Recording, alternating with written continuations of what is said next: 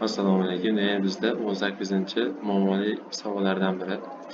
Xo'p, tezkor savol-javob o'yinida dastlabki 5 ta savollar uchun 1 balldan, keyingi 5 ta savol uchun har biriga 2 balldan beriladi.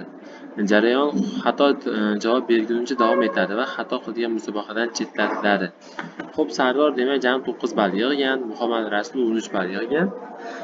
Zubayr 4 ball, Toshqinbek esa demak 7 ball to'plab musobaqani demak tugatyapti. Ular birgalikda jami nechta savolga javob berishga urinib ko'rishgan deyapti.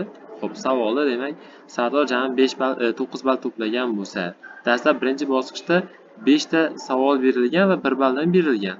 Barcha demak savolga javob bera olganligi uchun keyingi bosqichga o'tgan. Agar xato qilib qo'yganda o'sha joyda demak o'talmay qolib ketardi. Shuning uchun endi qolgan 9 balldan 5 ball ayirgan bo'lsa 4 ballni ikkinchi bosqichda olyapti va ikkinchi bosqich har bir 2 balldan bo'lganligi uchun demak bizda ikkita javob beryapti, to'g'ri javob. Jami hozir bu yerda 7 ta to'g'ri javob beryapti. Bundan tashqari 8-savolga ham javob berib ko'ryapti, urinib ko'ryapti, lekin aslida unda 8-savolda demak xato qilib qo'yapti. Shunda demak umumiy hisobda Sardor 8 ta savolga javob berishga urinib ko'rgan. Muhammad Rasul chi desa, Muhammad Rasul demak dastlab 5 ta savolga javob beryapti va yana undan tashqari 5 balldan keyin yana 13 ball to'playapti. Bu degani 8 ball ikkinchi bosqichda olyapti. 8 ballimiz albatta 4 ta ikkinchi bosqichdagi savolga teng bo'ladi va oxirida yana bitta savolga javob beryapti. Chunki xato javob berganda tugatdi demak.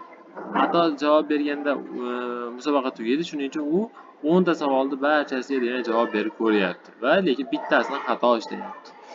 Zubayr esa 5 ta savolga javob bergan hisoblanadi. Chunki 4 ta to'g'ri topgan, 1 balldan olgan va bitta 5-savolga xato javob berib, urinishlar soni jami 5 ta bo'lgan. Toshqinbek esa jami dastlab 5 ta savolga to'g'ri javob bergan, keyin bitta ikkinchi bosqichdagi savolga javob beryapti. Ya'ni o'shanda 7 ball to'plagan bo'ladi. Umumiy hisobda 5 ta birinchi bosqichdan va bitta keyingi bosqichdan to'g'ri topib, 6 to'g'ri topyapti va 7-chi demak savolga xato javob berib, u ham musobaqadan chetlatilyapti. Umumiy hisobda 18, 10 ga 8 18, 5 ga 7 12, 18 ga 12 esa 30 marta demak ular javob berishga urinib ko'rishyapti.